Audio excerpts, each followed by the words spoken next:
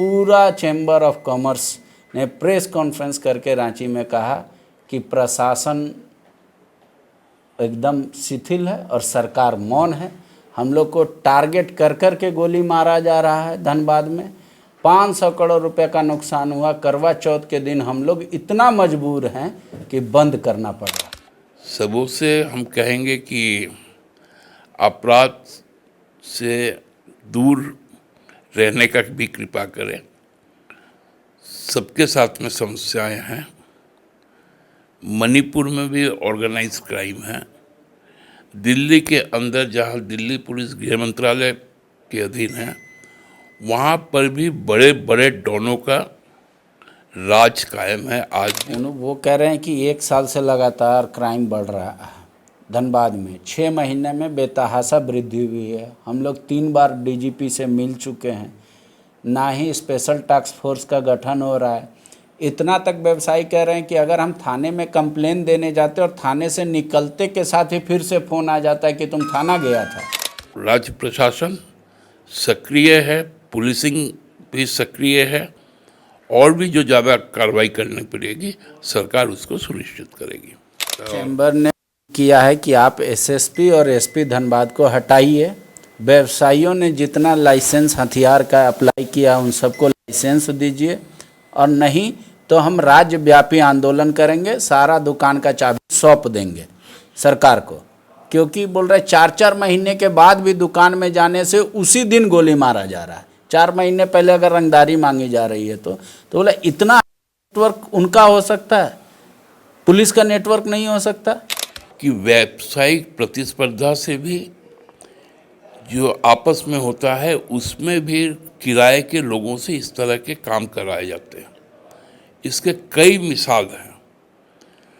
तो कोई भी पूरी तरह से ये नहीं कह सकता कि मैं तुलसी पत्ता से धुला हुआ हूँ। बढ़ते अपराध के खिलाफ आज धनबाद बंद है।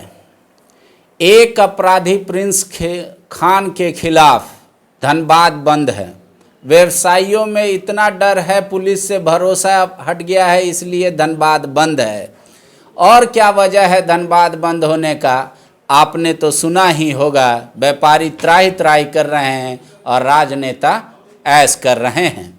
वैसे ही एक राजनेता के पास हम आए हैं, सत्ता में सबसे बड़े दल के तौर पर हैं। नाम है सुप्रियो भट्टाचार्य जी। दादा, आज पूरा चैम्बर ऑफ कॉमर्स ने प्रेस कॉन्फ्रेंस करके रांची में कहा कि प्रशासन एकदम शिथिल है और सरकार मौन है। हम लोग को टारगेट कर कर के गोली मारा जा रहा है। धनबाद में 500 करोड़ रुपए का नुकसान हुआ। करवा चौथ के दिन हम लोग इतना मजबूर हैं कि बंद करना पड़ रहा है। क्या कर रही है सरकार? अगर प्रशासन नहीं संभाल पा रही तो हम लोग को हथियार का लाइसेंस दे दे, हम लोग अपराधी से लड़ लेंगे। देखिए, पहले तो मैं आपको बता दूं कि कोई राजनीतिक कार्यकर्ता कोई ऐश करता नहीं। दूसरा जो कंसर्न इशू है धनबाद को लेकर, धनबाद हम जानते हैं कि इंडिपेंडेंस के पहले से ही, क्योंकि वहाँ पर जो कोयला है और उसकी जो काली कमाई है वो केवल माफियाओं को नहीं पैदा करती, वहाँ के व्यवसाय को भी फलने फूलने का मौका देती है। और धनबाद शुरू से ही एक क्राइम हब रहा है। जैसे मुंबई में एक क्राइम हब है जिसको अंडरवर्ल्ड कहा जाता है, क्योंकि वहाँ पर भी बहुत ज़्यादा बॉलीवुड का पैसा है, पूरे फिनेंशियल कैपिटल है वो। उसी तरह जो मिनरल कैपिटल धनबाद को कहा जाता है, वहाँ पर भी इस तरह की क्राइम है। लेकिन ये सही में बहुत चिंता की बात है कि यदि कोई ऑर्गेनाइज्ड वे में इस तरह से रैंसम मांगता है और पुलिस उस पर पूरी तरह से शिकंजा नहीं कस पा रही है, तो ये भी चिंता का विषय है। और हम तो कहेंगे कि सरकार समर्थक पार्टी होने के कारण हम लोग भी इससे चिंतित हैं।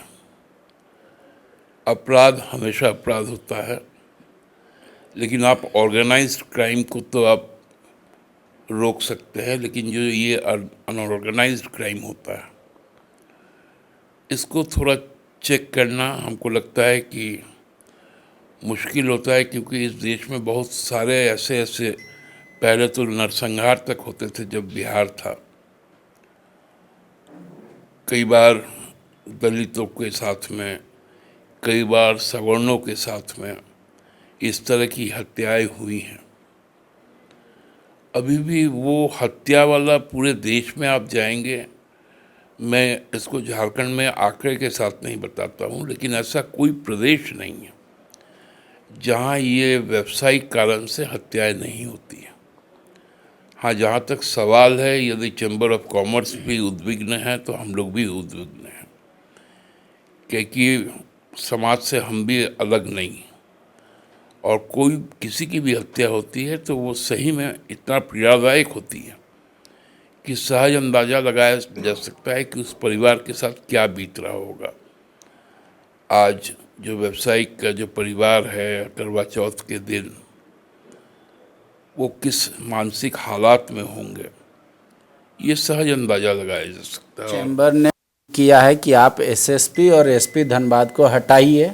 व्यवसायियों ने जितना लाइसेंस हथियार का अप्लाई किया उन सबको लाइसेंस दीजिए, और नहीं तो हम राज्यव्यापी आंदोलन करेंगे, सारा दुकान का चाबी सौंप देंगे सरकार को। क्योंकि बोल रहे 4-4 महीने के बाद भी दुकान में जाने से उसी दिन गोली मारा जा रहा है। 4 महीने पहले अगर रंगदारी मांगी जा रही है तो बोले इतना नेटवर्क उनका हो सकता है, पुलिस का नेटवर्क नहीं हो सकता। और हम लोग कहाँ व्यापार करें, हम लोग टैक्स पेयर हैं और सरकार हम लोग पे ध्यान नहीं दे रही है।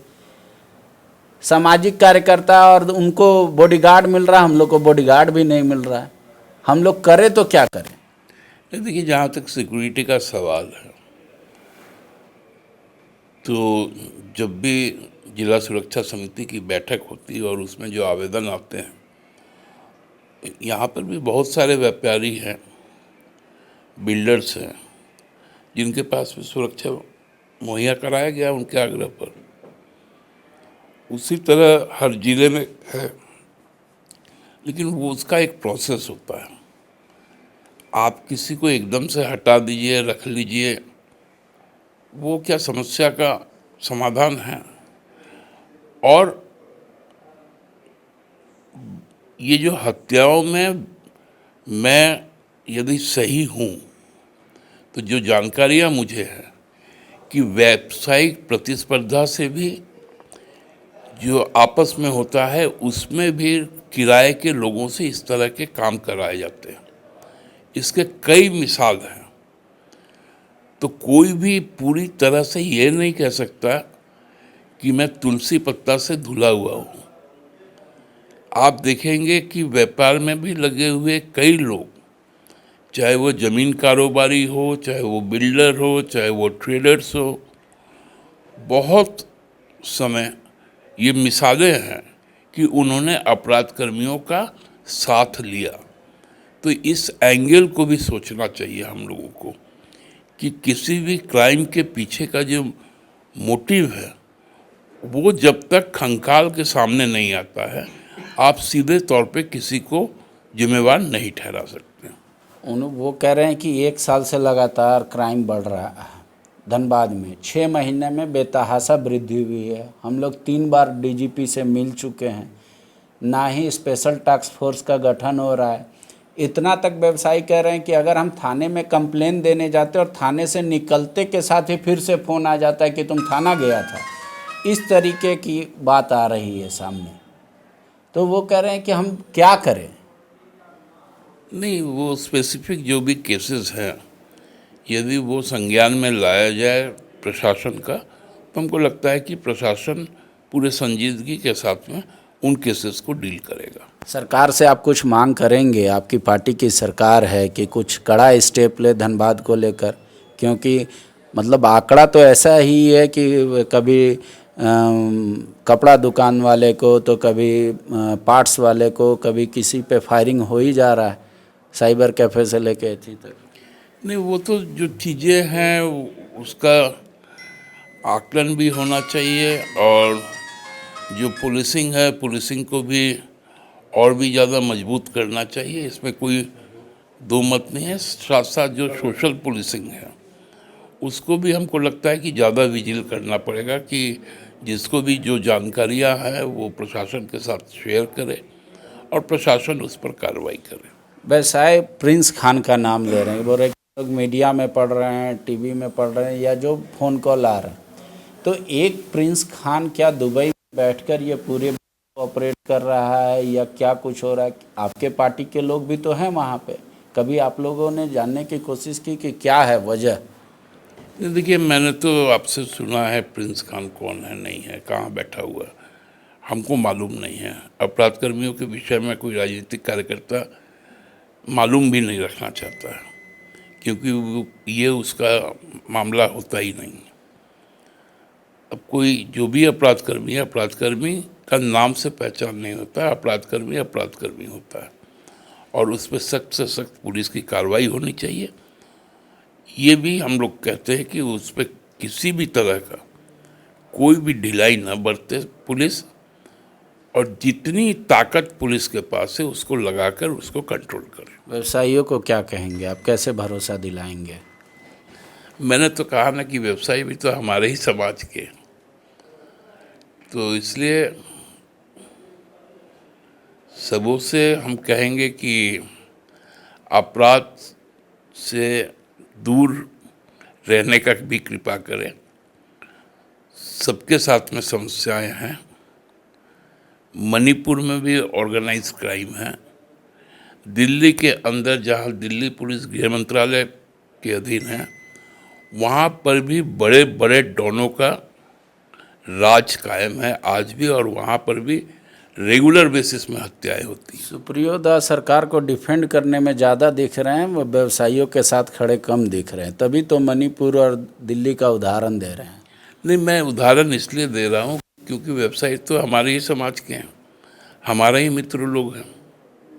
हमारे मित्रों को कोई नुकसान पहुँचे ये मैं थोड़ी चाहता हूँ, लेकिन मैं इस बात को कह रहा हूँ कि केवल एक स्टेट को या एक गवर्नमेंट को लेकर यदि आपके मन में रोष है तो उस रोष को निकाल दीजिए। राज्य प्रशासन सक्रिय है, पुलिसिंग भी सक्रिय है, और भी जो ज़्यादा कार्रवाई करनी पड़ेगी सरकार उसको सुनिश्चित करेगी। शुक्रिया। आपके पास आश्वासन है, आश्वासन एक बार फिर मिल रहा है, सत्ता पक्ष की ओर से मिल रहा है कि पुलिस अपना काम करेगी और सजग होगी। तब तक आप खुद सुरक्षित रहिए और दूसरे का ख्याल रखिए, क्योंकि इसी से अपराध रुकेगा। पुलिसिंग से भरोसा उठ गया है लोगों का। शुक्रिया। TheFollowUp.in. Like, share, and subscribe.